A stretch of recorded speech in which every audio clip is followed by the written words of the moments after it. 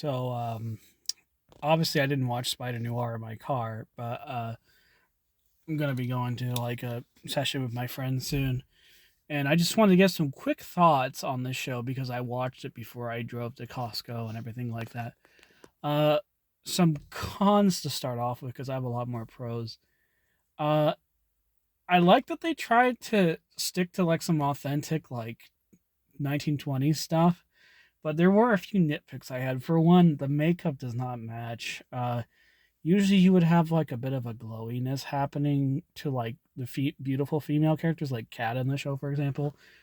They didn't do that. Like there was no like camera filters or whatever they used back then to like make it look glowy, and her face didn't have the right makeup. They kind of just put on regular makeup and filmed it in black and white, which it doesn't look the same as a noir film. So that part felt inauthentic. Let's see. I feel like the secretary character was probably the character who stuck out like a sore thumb, because all the other characters in the show I feel like could fit back then, even if they're a little stereotypical. The secretary character, she feels a little too modern to me. She feels just like a regular person that exists nowadays, kind of transplanted into the 1930s when this show's taking place. Just didn't feel right to me. What else is there? I feel like the last two episodes were the weakest part of the show. I expected the finale to be a little bit more exciting because there's so much really good build up in this show. They do a really good job unraveling the mysteries. All the characters have just fantastic character arcs and everything like that. And they kind of just, I don't know, I wasn't really satisfied with the ending of the show. I think it's just because it's probably just the budget, because it is a TV show, so they didn't have a lot of budget. I just feel like there could have been a little bit more with like with Spider Noir fighting Sandman, and I know he's not Electro. They call him Gigawatt in the show, but he's clearly freaking Electro. Let's be real. I feel like they could have done a little bit more with that. The ending fight was just a little unsatisfying with for me. Um, that's at least how I feel about it. What else? I feel like there was a little bit of a missed opportunity with Silvermane. He was good in the show. Don't get me wrong, but so in the comic books, there's this at least in the Stan Lee Spider-Man run, there's this stone tablet thing that reverses aging, and that's the primary reason he's doing all of his criminal activity. And in the show, there's like a little bit of a hint of that. I don't want to spoil too much, but like the mad scientist lady's trying to reverse the aging on her young son. And I really thought Silvermane was like hiring her so she could find age reversal kind of formula that he would then use to become younger himself. I was really expecting them to go that route, and I'm kind of disappointed they didn't, because I thought that was a really cool part of the comic book. Now, granted, his motivations are still criminal motivations. The actor was fantastic. I was a little surprised he was Irish in the show, but the actor was really fantastic. I really liked the really underrated part of this show. I think is the way they handled the 1930s politics. I really like how the mayor obviously wins, but I really like he's not like, oh, I'm such a nice, humble, awesome mayor. He's a really freaking terrible stick in the mud and just an awful person too. I like that he wins in the end anyway, even though he should have lost his campaign. Uh, that part was funny to me. I really love how they portray the police officers. Like some of them are clearly not great, but others are really like nice police officers. So I really like that they don't just make every single one of them evil. I like that they show there's police corruption, obviously, but I also like that not every police officer is a bad dude. Some of them are good and fighting for the side of good and everything like that. Let's see. One underrated aspect I think of this show that I really liked was the fact that or I don't know if it's underrated. I just felt like this part was a little bit understated.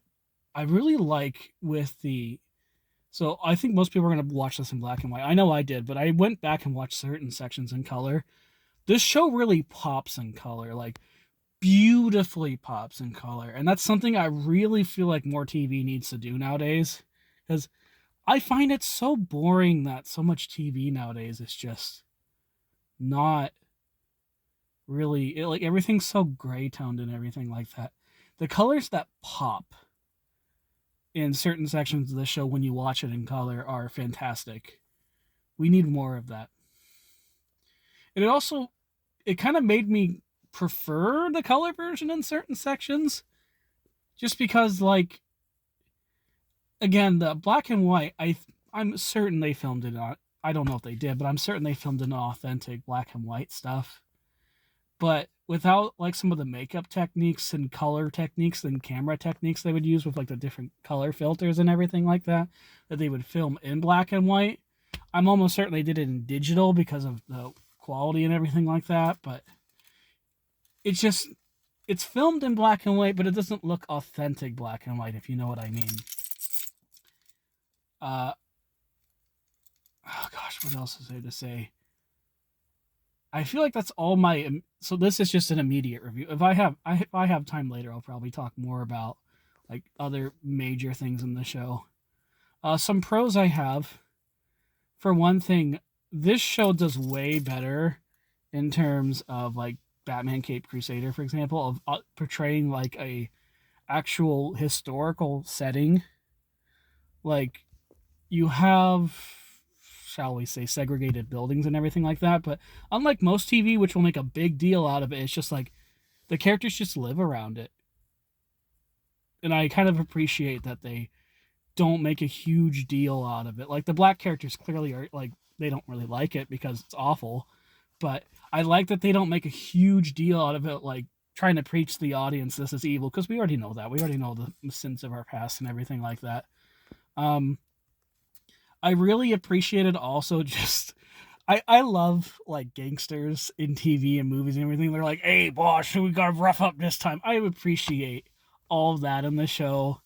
I think my favorite part of the show was like the end of I think it was episode 3, where like the Silvermane has a gun to Kat and Ben Riley, and he's gonna shoot him and everything like that, and just the whole unraveling of everything that Ben Riley had been doing depended on that. I think his name was like I forget what the guy's name was, but depended on the guy just to cover up his tracks was like, oh, that's brilliant.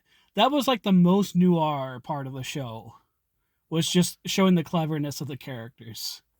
Um, I think it's kind of cool that they had a younger Robbie Robinson doing stuff. So now I'm kind of just I've been developing a headcanon watching this show of like, yeah, this is just the MCU version of Spider-Man, and then or like this happens before Captain America, the first Avenger, and nobody talks about it in the MCU canon. I know it's not canon; it's probably a different alternate universe crowd, but in my head, it takes place before Captain America, the first Avenger, because it's funny to me. Well, Colin, that means there's 2 Spider-Mans in this universe. Yes, I have no problem with this because that's funny to me. Anyway, um, let's see. The biggest highlight of the show, undoubtedly, though, was Nicolas Cage. And I'm so happy to say that because I feel like there's too many leads in shows nowadays that just do not hold their weight. But Nicolas Cage, I mean, you're going in watching a Nicolas Cage film, he's going to act unhinged. And he was allowed to act unhinged in this show, and even though he had unhinged moments which were awesome, I ironically really thought he also just did a good job with normal acting. This is some of the best I've seen him act in my humble opinion. Let's see. I'm very particularly fond of his like little. You could very much tell he was doing a Humphrey Bogart impression. And I think he said something about like also mixing it in with Bugs Bunny. But I think one part we also didn't notice is that there's some like Raimi Spider-Man vibes going on, particularly with all the sulking he does and everything like that. Um, his like eating of hot dogs and just food and everything like that when it's at the most inappropriate time. He's very socially awkward and a bit of a jerk at times. It's ironically like I think they do a good job like twisting the Spider-Man character but keeping the essence the same. and I appreciate that just because I'll be honest, I've not been fond of most of the movie versions of Spider-Man. I think the last one I liked a lot was the Tobey Maguire version. And I know that one's not very comic accurate, and this one probably isn't comic accurate to the actual Spider-Noir comics either, but as an adaptation, I think just keeping him like actually socially like just an unpleasant person at the same time having a good heart and everything like that, it's pretty good. The arc in the end where he wants to get rid of his powers, I some might say that's cliche. It is a little bit, especially since it's a story that's been done in Spider-Man a lot. But in this particular version, he's a version of I guess they call him Ben Riley in the show, but I'm pretty sure he's clearly supposed to be more Peter Parker because he's not a clone. But this version of Peter Parker is haunted by World War One. He's been through this terrible mutation. Everything he has been doing has been, in his own words, he was a little bit doing things for the thrill and everything with his powers, but he's ultimately a good person still. And I like that he kind of, the great power with great responsibility line is in this version. And he even, like, the reason he wants to get rid of his powers, he's like, no powers, no responsibility. But in the end, he actually understands it and keeps it. So I think the essence of the character of Spider-Man was there, and I think they achieved that. So it's a good Spider-Man project.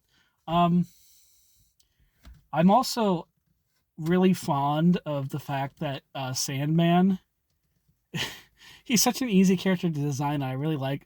I enjoy how they were turned into like little mob enforcers for most of the villains. That was fun.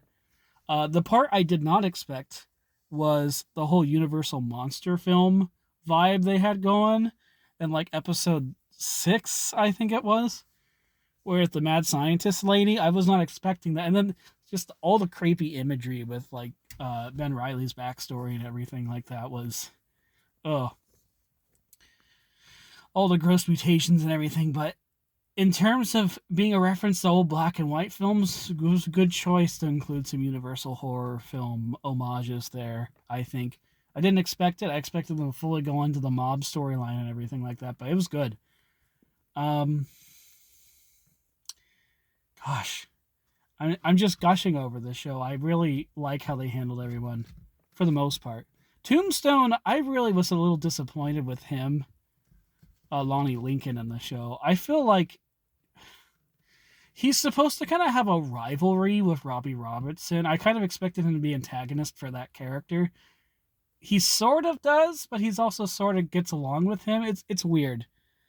I am disappointed he was not an albino, or they didn't like do makeup for an albino version of him, or at least make his hair white, man. I mean, something like that. I'm disappointed they didn't do that for Tombstone. They did like a other weird like crab effect with him for some reason that made his skin invulnerable or whatever. I appreciate that he at least had like the invulnerable skin and everything, and he was super strong. But I feel like they could have done more of his character. I don't know why they called Gigawatt. I don't know why they didn't just call him like Electro. I know they wanted to call him Gigawatt because it made more sense, but I don't know, man. He's clearly supposed to be Electro. I mean, who else has the electric powers? I'm very sad that this was supposed to be like a first version of Molten Man with the guy who was on fire, and we don't see much of him, you know. So that was a little sad. This is probably the best on-screen Sandman. I mean, I will defend the Spider-Man 3 Sandman, but he just doesn't feel like the comic version. That's a little bit more of like gruff and everything. I like how this one's clearly an actual criminal. I appreciate that. I really do. I just, in general, I like the noir setting. Everything about it was something I was going to enjoy. I like historical stuff anyway. So, good show. I would probably rate it I'd probably give it a 7 out of 10 as well. There was some things I felt like that could have been a little better. Cinematography wise, the cinematography was good, but again, if they had just like studied a little bit more on how black and white filters went and everything like that, and like character makeup and everything like that, maybe they did, but it certainly didn't appear that way. So I was kind of expecting a little more there, but who knows? Either way, I recommend it. I think I liked it better than the freaking super. If I could go back, I would rate the Superman film lower. To be honest, it'd probably be like a 5 now, just from retrospect. But this one was a little better. I think it had more likable characters. The supporting cast was good. Villains were excellent. I don't really have much complaints there. Um, Writing wise, I think that's probably so. Episode 7, I kind of was. I mean, it clearly shows his motivations for Ben Riley wanting to get rid of the powers and everything, but I feel like I could have skipped some of that part of the episodes. But other than that, plotting wise, this was for a TV show. Usually, I feel like they inflate things in the story most of the time. This one kind of the everything was kind of nicely tightly written.